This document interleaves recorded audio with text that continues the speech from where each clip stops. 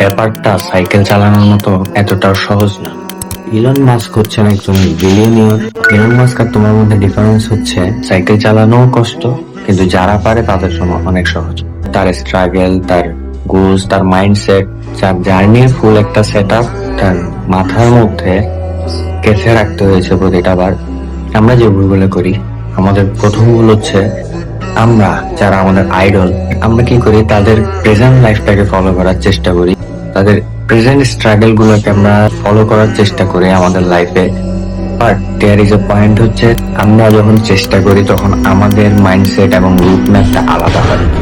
আর যখন আমরা কিছু অ্যাচিভ করি তখন ওল্ডের যে মাইন্ডসেটটা আছে সেটা পুরোপুরি রিসেট হয়ে যায়, সেটা আর আমাদের মধ্যে থাকে না, নতুন একটা কিছু বের হয়।